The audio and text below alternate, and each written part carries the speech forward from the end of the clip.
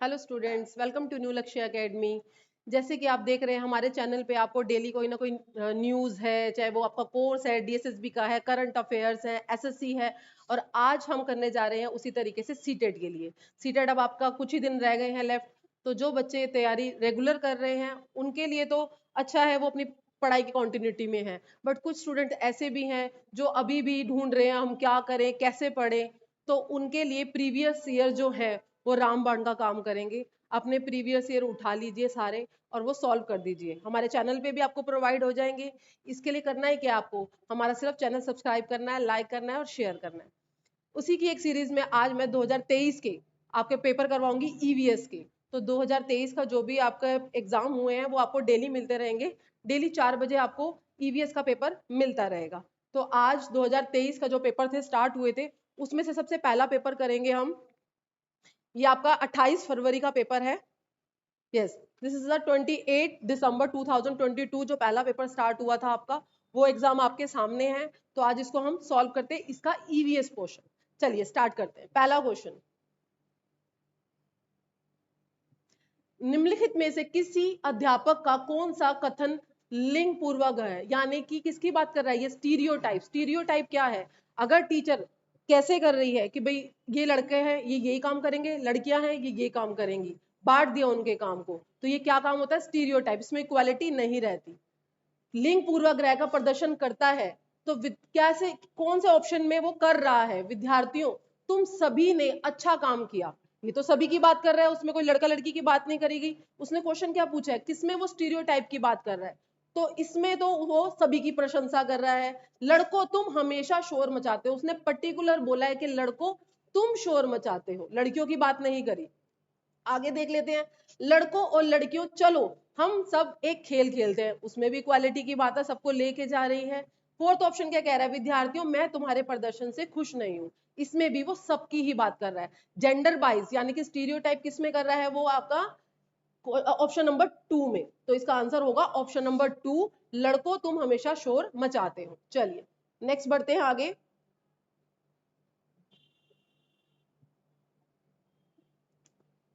Question number 62, सौर cell के निर्माण हेतु किस पदार्थ का उपयोग किया जाता है? सौर सेल के निर्माण हेतु किस पदार्थ का उपयोग किया जाता है? सौर सेल के निर्माण के लिए आपको प्रयोग करना है सिलिकॉन। इसका आंसर होगा सिलिकॉन, ऑप्शन नंबर 4। तो 62 का आंसर क्या होगा? Option number 4, silicon. Question number 63 क्या कह रहा है? निम्नलिखित में से कौन सा कथन, फिर से दोबारा स्टीरियोटाइप, एक क्वेश्चन पेपर में दूसरा क्वेश्चन सेम। स्टीरियोटाइप यानी कि लिंग रूढ़िबद्धता का प्रदर्शन करता है। इसमें भी यही बात कर रहा है। सामान्यतः लड़कियां लड़कों से बेहतर खाना बनाती हैं। किसकी तारीफ करी गई है यहाँ पे? लड़कियों की। चलो अगला अगला पॉइंट देख लेते हैं। एशियाई लोग, ये पूरी कम्युनिटी की बात करी गई है, इसमें कोई भी स्टीरियोटाइप की बात नहीं है। एशियाई लोग खेलों में अच्छे नहीं होते हैं। क्या कह रहा है वो? एशियाई लोग खेलों में अच्छे नहीं होते हैं। सामान्यतः लड़कों की तुलना में लड़कियों का पेशे द्रव्यमान कम होता है। ये बात बिल्कुल ठीक है, ये स्टीरियोटाइप की बात नहीं है। कई बच्चों को कंफ्यूजन रहती है कि मैम इसमें भी तो स्टीरियोटाइप हो रहा है, बट ये स्टीरियोटाइप नहीं है, ये हेरिडिटी की बात हो रही है। और ये ऑप्शन बिल्कुल ठीक है, लड़कों की तुलना में लड़कियों का पेशे द्रव्यमान कम होता है। तो ये कोई भेदभाव नहीं है, ये हेरिडिटी है। तो ये ऑप्शन आपका गलत नहीं है। लड़कों व लड़कियों ने कुश्ती, ये तो इक्वालिटी की बात कर रहा है कि लड़कों और लड़कियों दोनों ने कुश्ती करी। तो ऑप्शन नंबर इसमें कौन सा स्टीरियोटाइप दिखा रहा है? लड़कियां लड़कों से बेहतर खाना बनाती हैं, यानी कि option number 1। Question number 63, option number 1 इसका करेक्ट आंसर होगा। क्वेश्चन नंबर 64 की तरफ बढ़ते हैं। नेक्स्ट क्वेश्चन फटाफट से करते हैं, जल्दी जल्दी आपकी रिवीजन होती रहेगी। डेली आपको इस तरीके से पेपर मिलता रहेगा। 2023 के सारे पेपर में आपको डेली 4 o'clock हमारे चैनल पे मिल जाएंगे। उसके लिए सिर्फ क्या करना है? बेल आइकन को दबाइए। चलिए नेक्स्ट क्वेश्चन, उसमें थोड़ी सी प्रॉब्लम हो रही थी। नर चिड़िया बहुत सारे सुंदर बनावट वाले घोंसले बनाता है। ठीक है, नर कौन होता है? पुल्लिंग, मादा स्त्रीलिंग। जो नर है आपका, नर यानी कि मेल की बात हो रही है यहाँ पर। ठीक है, नर चिड़िया बहुत सारे सुंदर बनावट वाले घोंसले बनाता है और उसमें जो फीमेल होती है वो एक पसंद करती है कि किसमें अंडे देने हैं। यह कौन सा पक्षी है? पक्षी की बात करी गई है। तो ये पक्षी है आपका वीवर बर्ड, यानी भी हिंदी में इसमें का नाम क्या दे रखा है, बया, और साथ में जुलाहा चिड़िया भी लिख रखा है, इंग्लिश में बोलते हैं वीवर बर्ड। तो वीवर बर्ड जो है बहुत, जो इसका मेल है वो कई सारे बर्ड बनाते हैं, और जो फीमेल होती है वो उनमें से एक पसंद करके उसमें अंडे देती है। ठीक है, तो इसका ऑप्शन नंबर होगा ए, आंसर नंबर ए। नेक्स्ट बढ़ते हैं आगे 65 की तरफ। क्वेश्चन नंबर 65 क्या कह रहा है, देखिए, निम्नलिखित में से कौन सा कीट समूह समूह में रहते हैं और उन सभी की विशिष्ट भूमिकाएं बटी हुई हैं। ठीक है, कौन सा इसमें ग्रुप्स में रहते हैं, मधुमक्खी, मधुमक्खी ग्रुप में रहती है। ठीक है, चिड़िया, चिड़िया, चींटियां लिखा हुआ है, चींटियां, चींटियां भी ग्रुप में चलती है, बट मकड़ी, मकड़ी ग्रुप में नहीं चलती है। ठीक है, तो ये ऑप्शन नंबर नहीं होगा। ततैया, दीमक और चींटियां, ततैया, दीमक और चींटियां सभी ग्रुप में चलते हैं, मेरे हिसाब से तो ये सही है, आगे भी पढ़ लेते हैं। चींटियां ग्रुप में चलती हैं, मच्छर नहीं चलते हैं, तो ये ऑप्शन नहीं होगा, और मकड़ी भी नहीं है। मधुमक्खी है, घर में पाए जाने वाले मक्खी नहीं है, ये ऑप्शन नहीं होगा, और दीमक है, तो इसका ऑप्शन नंबर क्या होगा, ए सही। 65 का, 65 का एक ऐसे 65 का आपका सही होगा ऑप्शन नंबर 2, क्योंकि जो ततैये हैं वो भी ग्रुप में चलते हैं, और दीमक भी, और चींटियां। चलिए, तो ऑप्शन 65 का ऑप्शन नंबर 2 इसका करेक्ट आंसर होगा। नेक्स्ट बढ़ते हैं 65 की तरफ। 66 क्वेश्चन नंबर कौन सा आया अब हमारा, 66। फूलों की बात करी गई है, फूलों की पहचान कीजिए। केवल रात में ही खिलता है, औषधि बनाने में लाया जाता है, काम आता है। ठीक है, रंगाई के लिए में लाया जाता है, पूरे वर्ष भर खिलता है। ये आपको कई सारे ऑप्शन दे रखे हैं इसमें, इसमें से आपको देखना है, केवल रात में ही खिलता है। Option number A B C D क्रमशः है। गुड़हल रात में नहीं खिलता, ठीक है, रंगाई के लिए काम आता है, ये बात ठीक है। गेंदा नहीं, ये भी औषधि बनाने के लिए और रंगाई के लिए काम आता है, बट रात भर नहीं खिलता, तो ये आपका ऑप्शन नंबर नहीं होगा। नेक्स्ट, रात की रानी, गुड़हल और गेंदा। रात की रानी रात को खिलती है, बिल्कुल ठीक बात है, और गुड़हल, गेंदा और गुलाब ये बिल्कुल सही ऑप्शन है। चमेली, गुलाब, धतूरा ये गलत है, सदाबहार, धतूरा, गुलाब और ये भी गलत है। तो आपका ऑप्शन नंबर कौन सा होगा, रात की रानी, गुड़हल और गेंदा, गुलाब, यानी कि ऑप्शन नंबर 2। नेक्स्ट क्वेश्चन की तरफ बढ़ते हैं। मधुमक्खियों के बारे में पूछ रखा है। देखिए, मधुमक्खियां जो है उनमें एक रानी मक्खी होती है, ठीक है, जो छत्ते का ध्यान रखती हैं, और जो श्रमिक मक्खियां होती हैं वो जाके सारा दिन रस ढूंढने का काम करती हैं। जब उनको रस मिल जाता है तो वो अलग तरीके का डांस करती हैं और दूसरी श्रमिक मक्खियों को बताती हैं कि यहाँ पे रस है, और ये इकट्ठा करती हैं। ठीक है, तो इन्होंने क्वेश्चन में क्या पूछ रखा है, अच्छा ये क्वेश्चन ये भी आ जाता है कि बिहार का कौन से जिले में, मुजफ्फरपुर जिला है, बोचाहा गांव है, जहां पर मधुमक्खी यानी कि शहद का काम किया जाता है। ठीक है, प्रत्येक बॉक्स की कीमत 2000 होती है, कम से कम 2 बॉक्स लगते हैं। ये पूरा चैप्टर है। ठीक है, और लीची के फूल कब खिलते हैं, लीची के फूल फरवरी में खिलते हैं, जो मधुमक्खियों को आकर्षित करते हैं, ये भी क्वेश्चन आता है। मधुमक्खी पालन का सही समय क्या होता है, मधुमक्खी पालन का सही समय होता है अक्टूबर से दिसंबर। तो यहां से क्वेश्चन बन जाते हैं। इस पेपर में आपको दे रखा है, मधुमक्खियों के छत्ते में मधुमक्खियों के बारे में निम्नलिखित में से कौन सा कथन सही नहीं है, इन्होंने नेगेटिव में पूछ रखा है। पेपर में हमेशा बात याद रखना कि नेगेटिव ये देख लेना कि क्वेश्चन नहीं में ना पूछ रखा हो। ठीक है, तो केवल रानी मक्खी ही अंडे देती है, बिल्कुल सही बात है, तो ये तो ऑप्शन होगा नहीं क्योंकि उन्होंने नहीं में पूछ रखा है। श्रमिक मक्खी काम करने वाली नर मक्खी होती है, नहीं, नर नहीं, मेल नहीं होती, फीमेल होती है, तो ये ऑप्शन गलत है। छत्ते में कुछ ही नर मक्खियां होती हैं, बिल्कुल ठीक बात है। छत्ते में केवल एक ही रानी मक्खी होती है, ये भी बात बिल्कुल ठीक है। तो इसका ऑप्शन नंबर 2 गलत है, क्योंकि सिर्फ सारा जो काम होता है वो फीमेल का होता है इसमें। ठीक है, चलिए नेक्स्ट क्वेश्चन बढ़ते हैं अपना 68 की तरफ। फलों के बारे में आपसे पूछ रखा है। देखिए, निम्नलिखित में से कौन सा फल का समूह है, आलू फल नहीं है, जड़ है। ठीक है, बैंगन, बैंगन फल है, आम फल है, लेकिन इसमें ये गलत हो गया, तो ये गलत है। केला फल है, बैंगन है, बट मूली जड़ है, ये भी गलत है। टमाटर सब्जी में आ गया, केला और अदरक, अदरक जड़ हो गई। तो इसमें कोई भी ऑप्शन ठीक नहीं है, ठीक है। मेरे हिसाब से इसमें कोई भी ऑप्शन ठीक नहीं है। इसमें जड़ दे रखी है, कोई भी ऐसा समूह नहीं जिसमें सारे फल हो, तो इस क्वेश्चन को स्टार में डाल दीजिए। इसमें कोई भी आंसर सही नहीं है। की में जो इसकी आंसर की है उसमें मैंने चेक किया, उसमें इसका आंसर वैसे ये दे रखा है आलू, बैंगन और आम, बट आलू जड़ होती है। चलिए नेक्स्ट बढ़ते हैं। एक आधा क्वेश्चन ऐसा देखने को मिलेगा, सभी पेपर में मिलता है, ठीक है।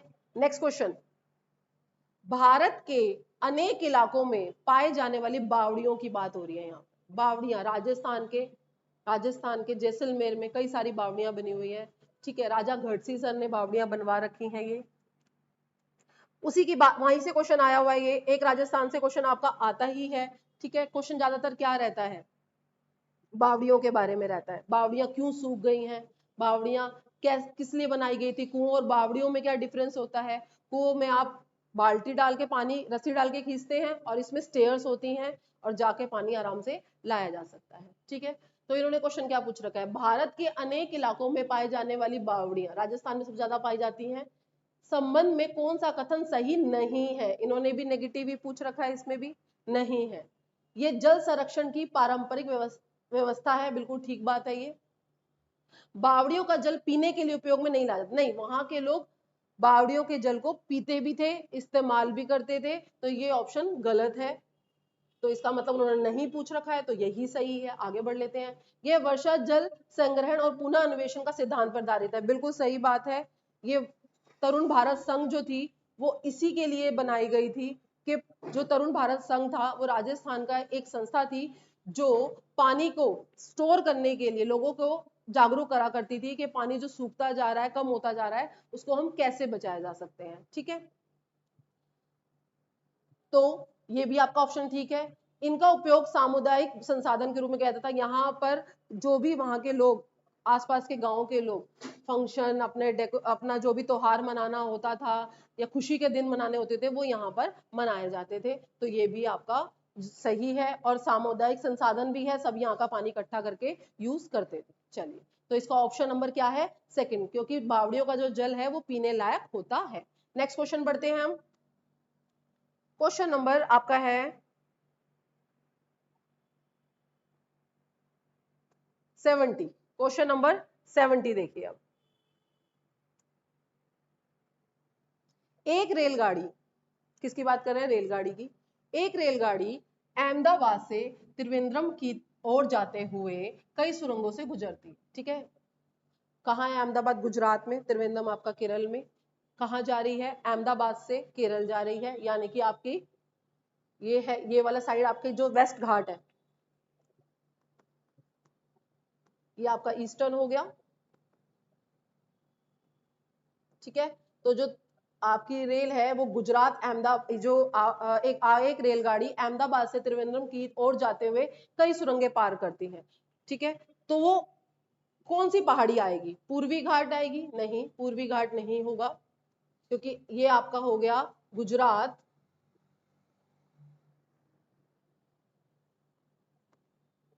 ठीक है।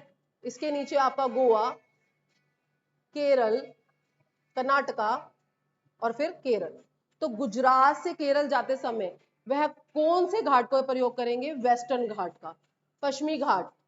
हिमालय नहीं, नॉर्थ में है, अरावली की पहाड़ियां राजस्थान में है, तो आपका ऑप्शन नंबर होगा बी, पश्चिमी घाट, ठीक है। चलिए नेक्स्ट क्वेश्चन बढ़ते हैं आगे। 71 क्वेश्चन हाथियों के बारे में पूछ रखा है। 71 क्वेश्चन में हाथियों के बारे में बात कर रखी है। देखो, एनिमल से एक क्वेश्चन आपका आएगा ही आएगा, चाहे वो हाथी से आए, चाहे वो स्लॉथ से आए, चाहे वो आपका टाइगर यानी कि बाघ से आए। तो एनिमल से तो एक क्वेश्चन आपका आना ही आना है, और ज्यादातर पेपर में हाथी के बारे में पूछा गया है और बाघ के बारे में पूछा गया है 2023 के पेपर में। क्वेश्चन क्या है, निम्नलिखित में से कौन सा कथन हाथियों के बारे में सही है।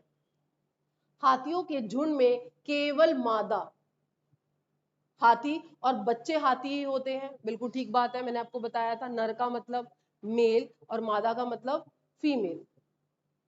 हाथी भी झुंड में रहते हैं मधुमक्खियों की तरह, इनमें भी जो एक बुजुर्ग हथनी होती है वो हेड होती है और बाकी सारे ग्रुप में रहते हैं। ठीक है, 10 से 12 का इनका ग्रुप होता है, 14 से 15 साल तक ये ग्रुप में रहते हैं, उसके बाद ये आइसोलेटेड यानी कि अकेले हो जाते हैं। क्या कह रहा है, नर हाथी चारों ओर अकेले ही घूमते हैं, सही बात है ये। ठीक है, ए और बी दोनों सही हैं, यानी कि ए और बी। ए में क्या कह रहा है, ये हाथियों के झुंड में केवल मादा होती है, ये बात ठीक है। और जो आर वाला पॉइंट है आपका कह रहा है नर हाथी चारों ओर अकेले ही घूमते हैं, ये भी ठीक है। ए और आर दोनों सही है, और आर ए की सही व्याख्या करता है, नहीं आर ए की सही व्याख्या नहीं कर रहा है। ठीक है, ए और आर दोनों सही है लेकिन आर ए की सही व्याख्या नहीं कर रहा, तो ऑप्शन नंबर 2 इसका करेक्ट आंसर होगा। कौन सा होगा, ऑप्शन नंबर 2 इसका सही आंसर होगा। चलिए नेक्स्ट बढ़ते हैं।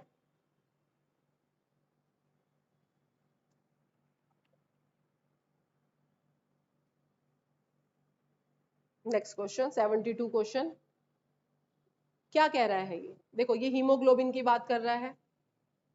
नीचे कक्षा 5 के 4 बच्चों की बात करिए, कौन सी कक्षा के, कक्षा 5 के, 5 के 4 बच्चों के खून की जांच रिपोर्ट के अनुसार उनके हीमोग्लोबिन स्तर के बारे में बताया गया है। खून में हीमोग्लोबिन की जो कमी है उसके बारे में और किसका कितना हीमोग्लोबिन है उसके बारे में बताया गया है। अमन का है 8 ग्राम इजिकल टू डेल यानी कि डीएल। ठीक है, राधिका का है 10, सुरजीत का है 14 और मारिया का है 6। देखिए 12 से जो नीचे होता है, -12 से जो नीचे होता है वो खून की कमी होती है, उसको अनीमिया रोग बोलते हैं। कई बार क्वेश्चन आता है आपका सीटेट में, अनीमिया को दूर करने के उपाय। तो अकॉर्डिंग टू एनसीईआरटी गुड़, आंवला और हरे पत्तेदार जो सब्जियां हैं वो अनीमिया को दूर करने के उपाय हैं। ठीक है, तो अनीमिया को दूर करने के, इसमें से किन बच्चों में रक्त अल्पता यानी कि अनीमिया है, अमन को है क्योंकि अमन का 12 से नीचे है, नॉर्मल कितना होता है 12 एल। ठीक है, इससे नीचे वालों को सबको अनीमिया होता है। 10 तो इसको राधिका को भी है, सुरजीत को नहीं है और मारिया को है, तो सही ऑप्शन है क्या है, अमन, राधिका और मारिया। ठीक है, ऑप्शन नंबर आपका दे रखा है अमन, राधिका और मारिया, ऑप्शन नंबर 4 इसका करेक्ट आंसर होगा। नेक्स्ट बढ़ते हैं। देखिए क्वेश्चन नंबर 73 क्या कह रहा है, चिड़ियों की आंखों के बारे में निम्नलिखित में से कौन सा कथन सही है, किसकी, चिड़ियों की, यानी कि स्पैरो की बात कर रहा है ये। सभी चिड़ियों के अपने सर के दोनों तरफ आंखें होती हैं।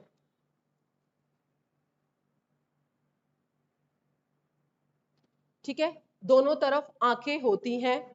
चिड़िया दो भिन्न भिन्न वस्तुओं को एक ही समय पर दृष्टि केंद्रित नहीं कर पाती है, कर पाती है, ये ऑप्शन गलत है आपका। ठीक है, सभी चिड़ियों के अपने सिर के दोनों तरफ आंखें होती हैं, ये बात बिल्कुल ठीक है। ठीक है, तो इसमें एस सही है और S2 गलत है, तो इसमें ऑप्शन नंबर कौन सा होगा आपका, एस सही और S2 गलत, ऑप्शन नंबर ए इसका करेक्ट आंसर होगा। ठीक है, ये करेक्शन जो है इनकी, ये जो स्टेटमेंट है ये ठीक है और ये गलत है। चलिए आगे बढ़ते हैं नेक्स्ट क्वेश्चन की तरफ। आ गया टाइगर्स के बारे में, मैंने अभी आपको कहा था कि किसी ना किसी जो एग्जाम है उसमें कोई ना कोई एनिमल जरूर आएगा, चाहे वो एलिफेंट आए चाहे वो आपका टाइगर से आए, तो इसमें भी आपका टाइगर से क्वेश्चन आया हुआ है।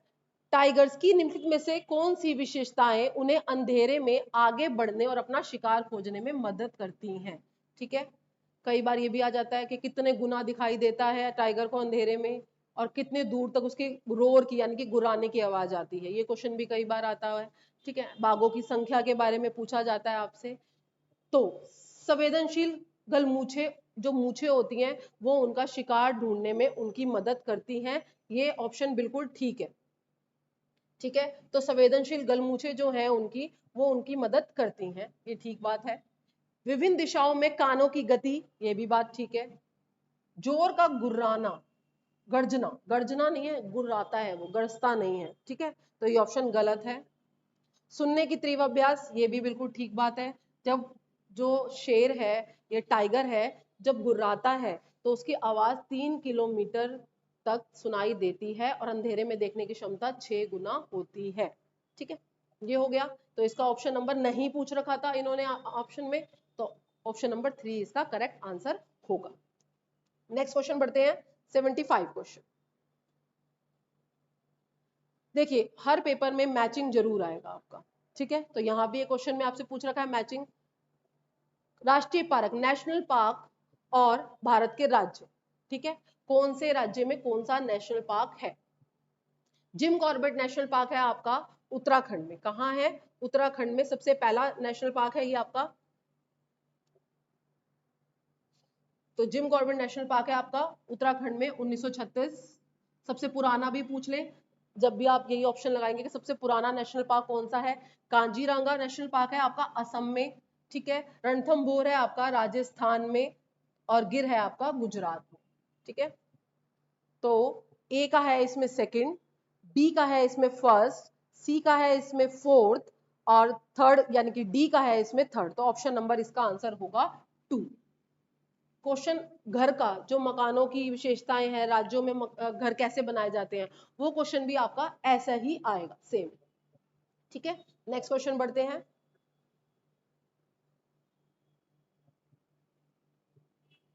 देखिए पेपर इस बार ऑफलाइन है, ठीक है, ये बात तो सबको पता है ही कि पेपर इस बार ऑफलाइन है, तो पेपर इतना ज्यादा डिफिकल्ट शायद ना भी आए, क्योंकि पहले जो 2023 का पेपर था इसमें उनको 22-23 सेट बनाने थे, बट अब एक ही सेट बनाना है पूरे ओवरऑल इंडिया में।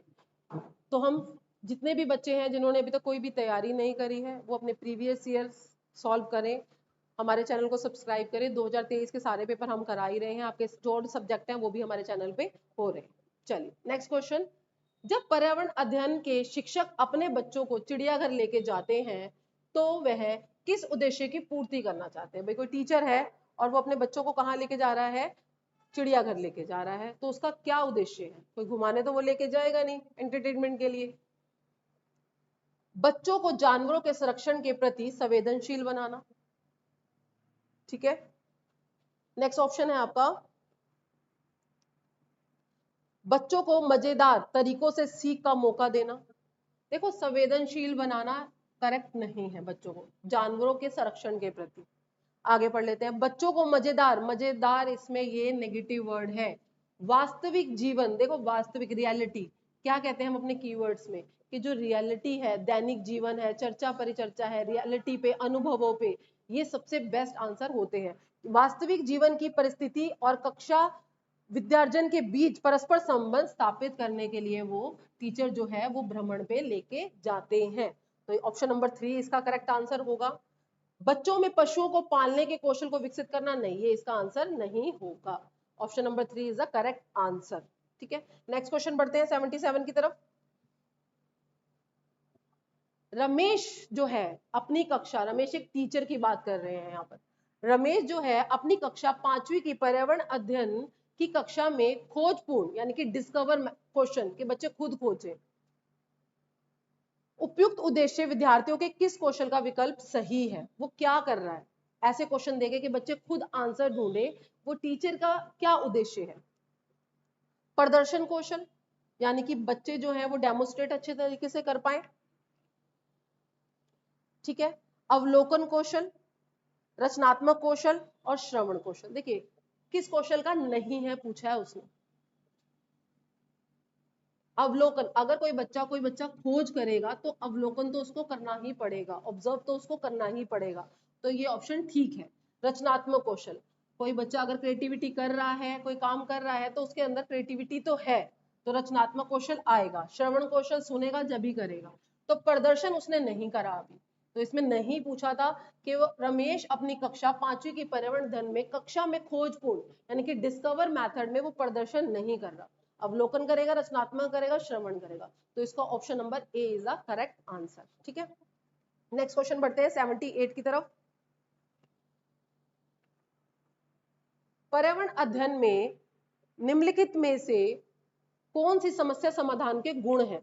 समस्या समाधान, प्रॉब्लम सॉल्विंग, समस्या समाधान के गुण है। किसी चीज का सर्जन करना, बिल्कुल, समस्या अगर प्रॉब्लम कोई टीचर बच्चे को दे रही है तो वो कुछ ना कुछ तो सर्जन करेगा ही ना। चयन करेगा, बिल्कुल चयन करेगा। भाषण और लेखन, कौन सा इसमें गुण है? सबसे बढ़िया गुण पूछ रखा है। कि जो बच्चा है वो सबसे बढ़िया गुण क्या होगा इसमें। देखिए, किसी भी समस्या समाधान को सॉल्व करने के लिए उसका सर्जन करना सबसे ज्यादा जरूरी होता है, चयन करना भी होता है। कई बच्चे सबसे पहले इसको लगेंगे चयन करेगा तभी तो समस्या समाधान प्रॉब्लम सॉल्विंग टीचर द्वारा दी जाती है, तो सबसे पहले वो सर्जन करेगा कि कैसे कैसे मैं दिमाग में ब्रेनस्टॉर्मिंग करेगा कि कैसे कैसे मैं इस चीज को सॉल्व कर सकता हूँ। ठीक है, ये हो गया, चयन हो गया। भाषण नहीं होगा, भाषण देने का तो कोई मतलब ही नहीं है। लेखन नहीं होगा, तो इसमें ऑप्शन आपसे पूछ रखे ए और बी, ए और बी बिल्कुल ठीक है, सी और डी नहीं, तो इसका आंसर होगा ए और B is the correct answer. भाषण और लेखन इसका सही आंसर नहीं होगा। ठीक है, नेक्स्ट बढ़ते हैं 79 की तरफ। एनसीईआरटी से इसमें कुछ क्वेश्चन पूछ रखे हैं इस पेपर में, पैडा के क्वेश्चन ज्यादा हैं, तो जो बच्चे पैडा की रिवीजन नहीं कर रहे हैं वो अपना पैडा पे थोड़ा सा ध्यान दें, क्योंकि पैडा जो है वो एक इम्पॉर्टेंट पार्ट है पूरे सीटेट का। चाहे आप सीडीपी कर रहे हो, चाहे आप इंग्लिश कर रहे हो, हिंदी कर रहे हो। नेक्स्ट क्वेश्चन क्या कह रहा है, एक ईवीएस शिक्षक किसकी बात कर रहा है, एक ईवीएस शिक्षक की बात कर रहा है। एक ईवीएस शिक्षक के द्वारा प्रयुक्त होने वाली भाषा, ठीक है, कैसी प्रयुक्त होने वाली भाषा कैसी होनी चाहिए, औपचारिक एवं परिभाषाओं पर बल देने वाली होनी चाहिए। देखो औपचारिक तो ठीक बोला है, बल देना, किसी चीज को फोर्स करना, ये गलत होगा। बच्चों के लिए कठिन होनी चाहिए ताकि वह समझ ना पाए, वह तो कभी हो ही नहीं सकता कि हम एक टीचर बच्चे को डिफिकल्टी में डाल दे। ठीक है, टीचर का काम क्या है, एज अ फैसिलिटेटर। बच्चों की दैनिक रोजमर्रा की भाषा से संबंधित होनी चाहिए, बिल्कुल ठीक बात है। प्रविधिक प्रकृति की होनी चाहिए, नहीं, इस तरीके की भी नहीं होनी चाहिए। तो जहां पर मैंने अभी बताया ना आपको, जहां पर भी चर्चा परिचर्चा क्दैनिक डेली लाइफ वास्तविक जीवन आ जाए वो ऑप्शन सही होते हैं, तो option number 3 is the correct answer. Next question बढ़ते हैं अपना क्वेश्चन नंबर 80 की तरफ।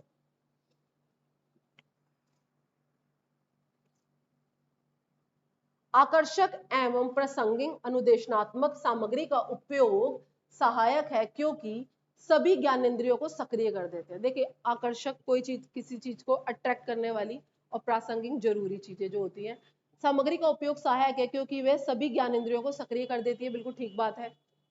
अधिगम को अधिक अर्थपूर्ण बना देती है, ये भी बात बिल्कुल ठीक है कि भाई अधिगम को बिल्कुल अर्थपूर्ण बना देती है।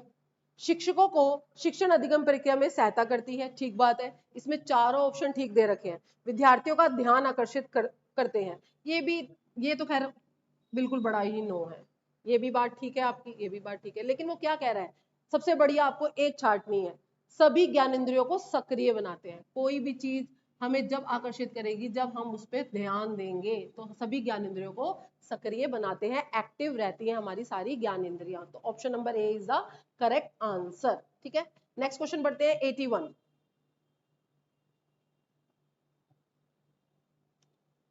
ईवीएस के शिक्षण में न्यूनतम महत्वपूर्ण क्रियाकलाप की पहचान कीजिए। न्यूनतम मतलब सबसे बेसिक जो है क्रियाकलाप की पहचान कीजिए। विद्यार्थियों से परिचर्चा करना सबसे बेसिक नहीं है। कार्यपत्रों पर चित्रों और रूपरेखा का बनाना।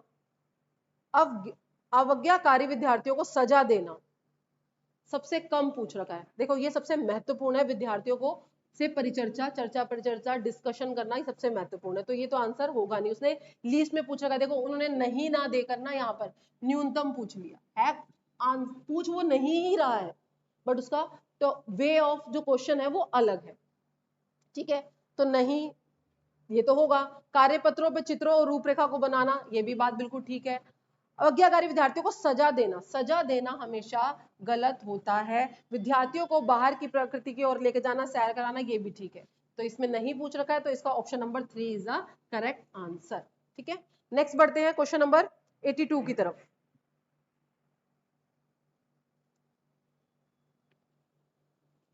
नेक्स्ट क्वेश्चन, निम्नलिखित में से पर्यावरण अध्ययन पुस्तक में पहेलियों को सम्मिलित करने के उद्देश्य को पहचानें। निम्नलिखित में से पर्यावरण अध्ययन पुस्तक में से, किसकी बात कर रहा है, पर्यावरण अध्ययन पुस्तक में से पहेलियों को सम्मिलित करने का उद्देश्य को पहचानिए कि भाई उसमें पहेलियां क्यों दी गई। विद्यार्थियों के मन को भ्रमित करना, नहीं, भ्रमित करना सही आंसर नहीं है इसका। ठीक है, किसी भी चीज का उद्देश्य ये नहीं है कि बच्चे को किसी डिफिकल्टी में डालना। तो ये ऑप्शन आपका गलत हो जाएगा। विद्यार्थियों में तर्क क्षमता विकसित करना, बिल्कुल। विद्यार्थियों के मन को भ्रमित करना और स्वयं आनंदित होना, नो, वेरी बिग नो। विद्यार्थियों को खेल खिलाना, नहीं। देखो, पर्यावरण अध्ययन में पहेलियों का मतलब है तर्क क्षमता, यानी कि उनकी जो लॉजिकल थिंकिंग है उसको बढ़ाना, ताकि वो सोचे, उसके बारे में समझे। तो option number B is the correct answer. Next बढ़ते हैं क्वेश्चन नंबर 83 की तरफ। क्या कह रहा है क्वेश्चन नंबर 83? पर्यावरण अध्ययन के शिक्षण अधिगम में विद्यार्थियों द्वारा प्रश्न पूछना अत्यधिक महत्वपूर्ण है। भाई, क्वेश्चन बच्चे जनरेट करेंगे तभी तो बच्चों का जो दिमाग है, ब्रेनस्टॉर्मिंग है, वो अच्छा कर पाएंगे, तभी वो तार्किक सोच पाएंगे, ठीक है। क्योंकि ये प्रश्न संकेतक है विद्यार्थियों की जिज्ञासा के, बिल्कुल ठीक बात है, वे विद्यार्थियों की जिज्ञासा के हैं, विद्यार्थियों की समझ में अंतर के, विद्यार्थियों की क्षमता में। देखिए, अब ऑप्शन इसमें से हमें कलेक्ट करना है। विद्यार्थियों के शिक्षण अधिगम में विद्यार्थियों प्रश्न पूछना अत्यधिक महत्वपूर्ण है, क्योंकि ये प्रश्न संकेतक किसकी तरफ कर रहे हैं? विद्यार्थियों की जिज्ञासा के, बिल्कुल ठीक बात है। विद्यार्थियों की समझ में अंतर के, ये भी बात ठीक है। विद्यार्थियों की क्षमता के, क्षमता का यहाँ पे काम नहीं है, ठीक है। क्षमता काम करने से आती है, प्रश्न पूछने से क्षमता नहीं शो कर रहा वो। तो इसमें ऑप्शन नंबर ए और B is the correct answer, ठीक है। नेक्स्ट क्वेश्चन बढ़ते हैं, क्वेश्चन नंबर 84। गलत कथन का चयन करना है। इसमें सीधा सीधा ही पूछ रखा है इन्होंने, जो गलत है उसका कथन, उसका चयन आपको करना है। गलत कथन का चयन कीजिए। ईवीएस एक अतः विषय, यानी कि आपस में जुड़ा हुआ विषय है, बिल्कुल सही बात है। सभी जो सब्जेक्ट हैं वो हमारे आपस में कहीं ना कहीं इंटर कनेक्शन है उनका। ईवीएस पढ़ना, पढ़ाना स्थानीय संसाधनों के माध्यम से होना चाहिए, बिल्कुल सही बात है, ये भी सही है, ये भी सही है। और इसमें चुनना क्या है? गलत है। ईवीएस मुख्यतः जैव विविधता के अध्ययन से जुड़ा है, अगला पढ़ लेते हैं। कक्षा 1 और 2 में ईवीएस शिक्षण भाषा और गणित के माध्यम से होना चाहिए, बिल्कुल सही बात है। तो ऑप्शन नंबर 3 इसमें गलत है। तो इसका मतलब इन्होंने क्या पूछ रखा है? नहीं में ही पूछ रखा है, तो नहीं का आंसर यही होगा। 84 का आंसर होगा ऑप्शन नंबर 3। चलिए नेक्स्ट बढ़ते हैं, 85 क्वेश्चन नंबर 85। एक पर्यावरण अध्ययन शिक्षक होने के नाते आप अपनी कक्षा के औसत बच्चों के लिए क्या करेंगे? जो बच्चे एवरेज है, ना ज्यादा इंटेलिजेंट है और ना ही ज्यादा कमजोर है, जो एवरेज स्टूडेंट है, उनके लिए आप क्या करेंगे? उन्हें कई बार अवधारणा लिखने के लिए देना, कई बार अवधारणा लिखने के लिए देंगे आप उनको, उससे क्या होगा? क्या बच्चे को लिखने के लिए देने से वो बच्चे का जो औसत वैल्यू है वो बढ़ जाएगी? नहीं। उन्हें पहली पंक्ति में बिठाकर लगातार मार्गदर्शन करते रहना, चलो ये भी बात ठीक है। अगला ऑप्शन पढ़ लेते हैं। उनके कमजोर पक्षों को ढूंढना है, उनको सुधारने के लिए समाधान खोजना है, लागू करना। यस, ये सबसे ज्यादा इंपॉर्टेंट है कि जो उनका डिफिकल्टी पार्ट है, जहां उनको दिक्कत आ रही है, उसको ढूंढे और टीचर उसको कंप्लीट करे। उनको अतिरिक्त घर के काम में अभ्यास के लिए देना नहीं, गृह कार्य देना, अभ्यास के लिए देना, ये चीजें सही नहीं होती है। तो इसका option number 3 is the correct answer, ठीक है। तो 3 इसमें सही है, फर्स्ट भी गलत है, सेकंड भी गलत है और फोर्थ भी गलत है। तो क्वेश्चन नंबर कौन सा, ऑप्शन नंबर कौन सा हुआ? 3 is the correct answer. Next question 86 question देखिए। 86 क्वेश्चन में क्या कह रहा है ये? पर्यावरण अध्ययन शिक्षा के क्षेत्र में सम्मिलित है। क्या सम्मिलित है? औपचारिक शिक्षा, फॉर्मल एजुकेशन, ठीक बात है। अनौपचारिक शिक्षा भी है, औपचारिक और अनौपचारिक शिक्षा। तो करेक्ट होगा आपका ऑप्शन नंबर 3, विद्यालय शिक्षा ये नहीं होगा। तो इसका आंसर होगा ऑप्शन नंबर 3। चलिए नेक्स्ट बढ़ते हैं। विद्यार्थियों में अवधारणात्मक समझ तब अच्छी होती है जब शिक्षक जोर डालते हैं संवाद पर, यानी कि जो वो कर रहे हैं। लिखित और मौखिक परीक्षा, परीक्षा कभी भी आंसर नहीं होता, ठीक है। पाठ्य पुस्तकों पर, पाठ्य पुस्तक आंसर नहीं होता है, ठीक है। प्रतिस्पर्धा यानी कि कंपटीशन, कंपटीशन भी आपका आंसर नहीं है। तो क्या होगा? विद्यार्थी जब अच्छी अपनी शिक्षा पे जोर डाल पाएंगे जब वो अपने जो कर रहे हैं उस पर जोर देंगे, ठीक है। Option number A is the correct answer 87 question का। अब नेक्स्ट बढ़ते हैं हम 88 की तरफ। देखिए डेली आपको कम से कम 2 या 3 सेट करने ही पड़ेंगे। जिन बच्चों ने अभी तक पढ़ाई नहीं करी है उनको कम से कम दिन में 3 सेट अपने लगाने पड़ेंगे, जब जाके उनका पेपर क्लियर हो सकता है। नेक्स्ट क्वेश्चन क्या कह रहा है, उपाख्यानात्मक अभिलेख जो है इनमें से क्या नहीं होता? समस्याओं पर केंद्रित होना, निर्णायक होना, बच्चों की ताकत और कमजोरियों को पहचानना, बच्चों की रुचि और जिज्ञासा को पहचानना। देखिए कोई भी अभिलेख है, पोर्टफोलियो की बात कर रहे हैं यहां पर बच्चों की समस्याओं पर ही केंद्रित होता है, ठीक है, ये भी बात ठीक है। निर्णायक होता है, कुछ रिजल्ट निकलता है जब भी तो हम रिपोर्ट दे पाते हैं, रिपोर्ट को हम उपचार कर पाएंगे, हमारे पास कोई रिजल्ट आएगा, ठीक है। बच्चों की ताकत और कमजोरियों को भी हम पहचानते हैं इसमें, बच्चों की रुचि और जिज्ञासा को भी पहचाना जाता है इसमें, ठीक है। अब इन्होंने क्या कर रखा है, इन्होंने ऑप्शन दे रखे हैं आपको ए, बी और सी, डी कंफ्यूज करने के लिए। तो सबसे अच्छा ऑप्शन होगा कि बच्चों की समस्याओं पे ध्यान केंद्रित करना और निर्णायक होना कि अब करना क्या है। तो option number A is the correct answer. Next question बढ़ते हैं। एक ईवीएस की कक्षा में एक शिक्षक चर्चा करता है, क्या कर रहा है भाई, चर्चा कर रहा है, ठीक है। चर्चा कर रहा है कि घर की मक्खियां बीमारियां फैलाती हैं, जो घर में हाउस फ्लाई होती हैं वो बीमारियां फैलाती हैं। चर्चा के लिए सबसे उपयुक्त सीखने का संसाधन क्या है? भैया सबसे ज्यादा वो जागरूक किस चीज से हो पाएगा? अखबार से, फ्लैश कार्ड से? फ्लैश कार्ड इसमें कामयाब नहीं होंगे, स्लोगन्स लिखने से कुछ नहीं होगा, पोस्टर्स बनाने से भी कुछ, अखबार में डेली करंट न्यूज पढ़ने से उसको पता चलेगा कि इनसे क्या क्या बीमारियां हो सकती हैं। तो सबसे अच्छा सोर्स क्या है, न्यूज़पेपर यानी कि अखबार। Option number A is the correct answer. 90 question देख लेते हैं।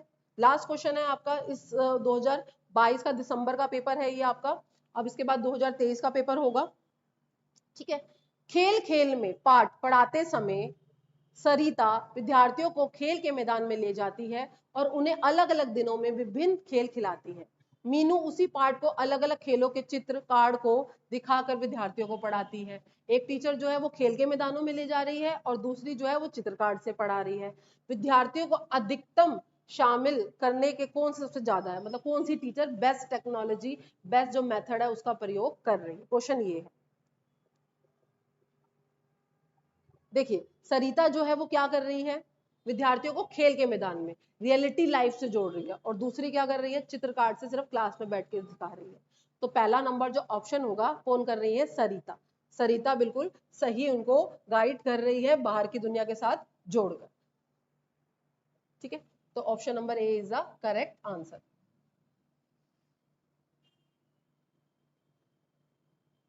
कौन सा ऑप्शन होगा इसका, करेक्ट आंसर इज ए, सरिता, ठीक है। तो आज हमारा जो ये एग्जाम है, पूरा पेपर है हमारा ईवीएस का 2022 दिसंबर का, ये आज कंप्लीट कर दिया है। ये आपको डेली 4 बजे आपको नए नए जो पेपर है, एग्जाम है 2023 के, बहुत सारे सेट हैं वो आपको मिलते रहेंगे। इसके लिए आपको करना क्या है, हमारा चैनल सब्सक्राइब करना है, शेयर करना है और हमें मोटिवेट करना है। Thank you so much.